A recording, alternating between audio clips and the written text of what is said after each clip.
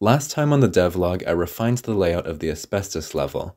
This time, I populated the level with many new enemies and hazards, alongside some interesting visual upgrades. So let's take a look at the work that's deprived me of many hours of sleep.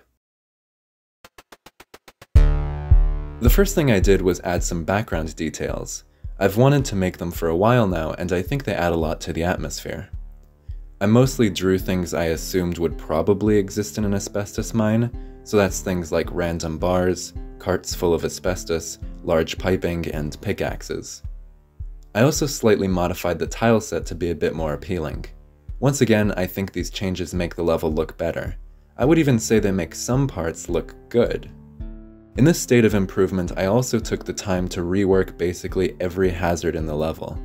If you remember the bomber, which had very generic graphics, it now has slightly more interesting graphics.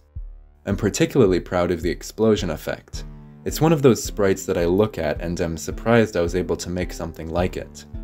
Maybe it's not that impressive, but I do think it looks good, and that's a pretty decent outcome. One enemy I also changed the gameplay of is the bat. It now loosely targets the player, so you can still jump over it, it's just a bit more difficult. One problem with the bat is that I updated its sprite to look more like a bat.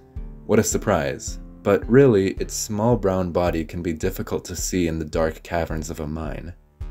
For now I'm not too worried about it, but maybe I could make the bat larger or brighter to improve visibility. As for the asbestos piles, I already felt they looked quite good, so I didn't change their form at all. But one thing I did want to add was some kind of effect when walked on. Based on a suggestion, I decided to add particles that come up from the ground.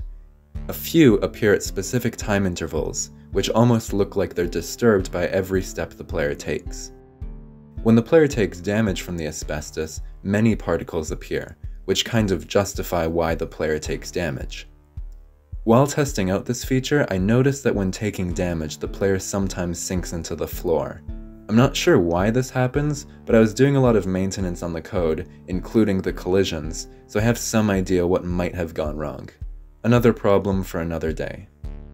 I added some new hazards as well, like this loose ceiling. It drops rocks every second or so, not too difficult to dodge, but as you'll see later it can make certain areas more difficult. I'd say the same for these burst pipes too, though they do have a unique quirk that makes them more interesting. They spurt every 120 frames and 100 frames, which obviously become out of sync most of the time. Last but certainly not least is the enemy I spent the most time on, the miner. The miner is adapted from a previous enemy that moved around and shot at the player. The problem was it needed a lot of flat ground, which made the level design less interesting. So I spent a lot of time thinking how to remedy that. First, I made the enemy stationary, and made it shoot at two different heights. The choice of height is random, so you have to pay close attention to avoid damage. It'll never shoot 3 times at the same height though.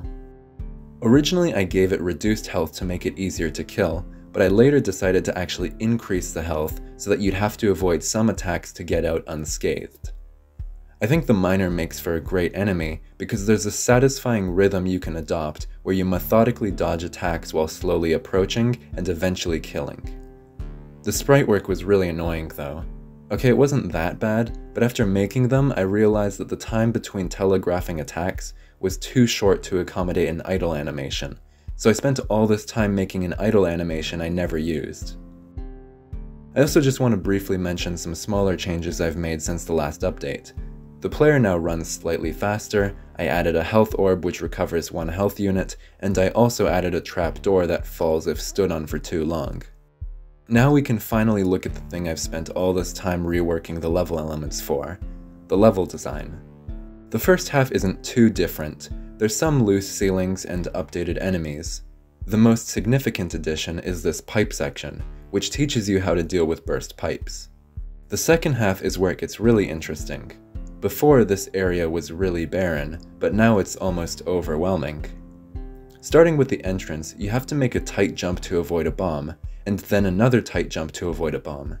Next, there's a miner placed dangerously close to a loose ceiling, both of which make progressing difficult. There's a health pickup to the right, behind a burst pipe, though it's much more difficult to return from, and it's also above a bottomless pit. Further to the left, there's some more tight bomb jumps, and a combined bomb and burst pipe jump. The fully vertical section has some bats and falling rocks, but it's actually the easiest part of the climb.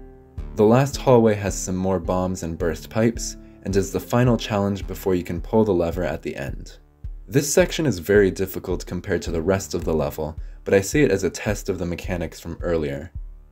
Once this section is completed, you'll reach a checkpoint. I'm thinking that there will be 2 checkpoints in total, so each level would be split into 3 sections. Each section will follow a similar structure, introducing new elements in the beginning and testing them in the end. Hopefully this will result in interesting levels that are fun to play through. While I'm on the topic of level design, I'm thinking that I'll try to finish this level as completely as I can so that I have a good model to follow when designing other levels.